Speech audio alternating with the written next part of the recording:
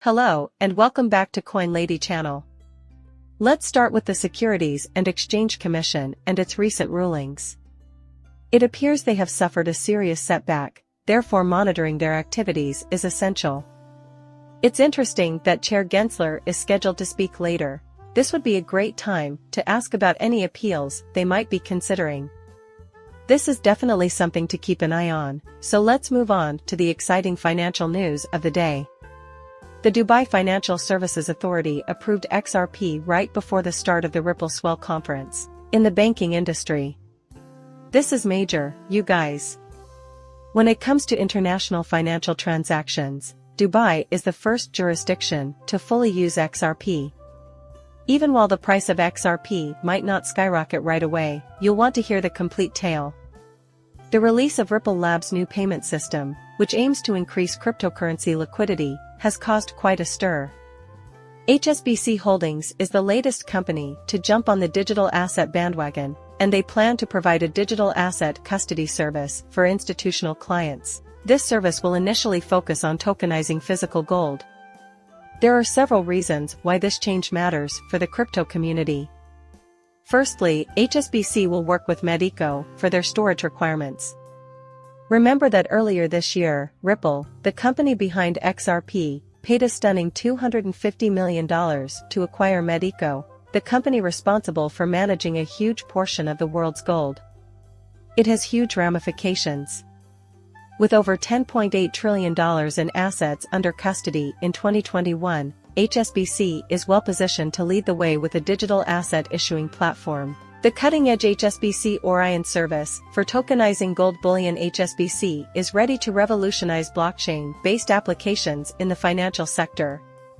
This is in the footsteps of JP Morgan Chase, the largest bank in the United States, which garnered news for its blockchain-based collateral settlement. Why should you care?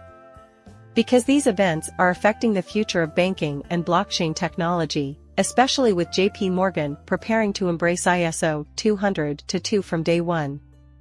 You should not miss any news at this time of critical importance. I've been dropping hints about this for a long, so stay tuned as we explore this subject further. And it's high time we dealt with it squarely. Large financial institutions won't sit on their hands and wait till 2025. I've been warning you to keep an eye out for the banks that are gearing up to make an early move in an effort to seize a larger share of the market. Plans for the year 2025 could be made public. Behind the scenes, however, preparations are being made for an early release on November 19. There's a significant live event they're throwing, and it may be a game changer, or it could be underwhelming. We'll just have to wait and see. But keep in mind that I've identified the year 2022 as a pivotal time, and keep reading. The urgency levels are sky high. Don't forget to give us a like, subscribe to our channel, and join the discussion about how JP Morgan, a US banking giant, is leading the way as the financial world gradually shifts from west to east, and heavyweights in Dubai, China, and the Middle East take up advantageous positions. Making the proper choices is the name of the game, whether you're a seasoned investor or just getting started. Just like on a 3 or 4 putt in golf, the key to success is a well-thought-out plan. Let's discuss the current altcoin boom. In this video's closing minutes, I'll discuss strategies for succeeding in this market despite the prevalence of fear, uncertainty, and doubt, FUD, and the dreaded FOMO, fear of missing out, which may be especially detrimental during market downturns. Not meant as financial advice, although good research is essential. In other news, Hong Kong-based fintech powerhouse FOMO has obtained a new MSO license, reflecting the current market climate while also reflecting the company's strategy of capitalizing on the need for payment and remittance services that is implicit in the name. FOMO has partnered with international powerhouses such as Visa, PayPal, and Alipay. This is indicative of the rising popularity of XRP as a medium of exchange for international trade. Black Swan's Lynette Jiang recently explained the Bank for International Settlement's new Money Blossom concept, possible game changer for spreading the word about promising new cryptocurrencies like XRP and XLM. And former U.S. Treasury Secretary Rosie Rios wasn't joking when she said the crypto train had already left the station. The Bank for International Settlements Money Blossom model has undergone a significant update as of late.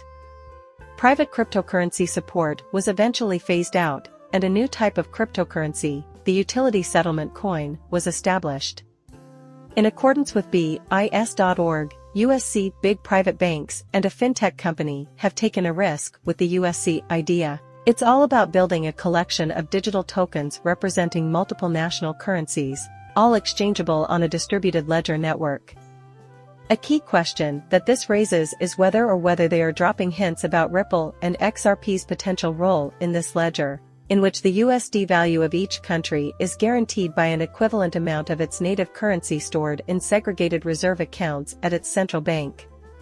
The ramifications of this are enormous.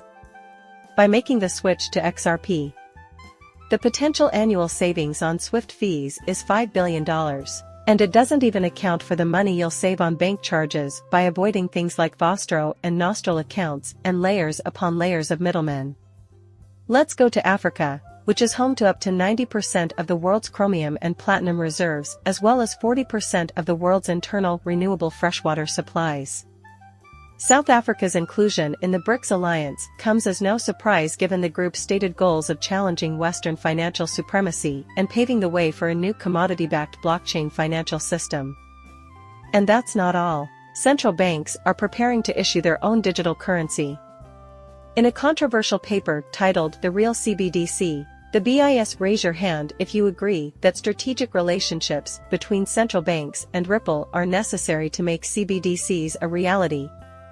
Let's use the fall of Rome as a point of comparison. Due to the devaluation of the currency, the surge of bad money drove the good money underground.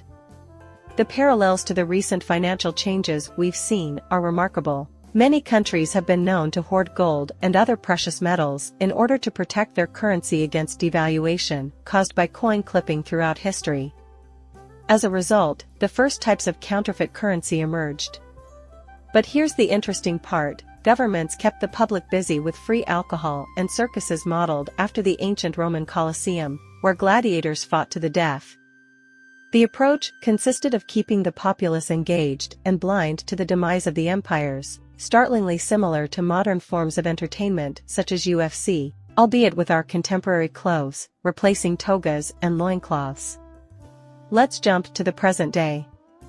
And we're experiencing a similar scenario unfolding globally as an American enthusiastic about freedom and the principles this country stands for. I see a parallel and how we're navigating these stormy times to genuinely be free.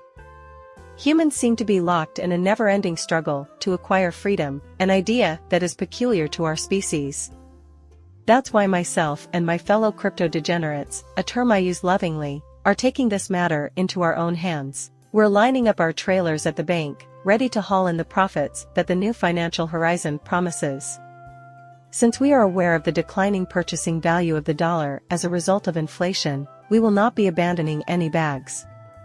In contrast, distributed ledger technologies, like blockchain, and cryptocurrencies like Bitcoin are experiencing meteoric increases in both interest and value.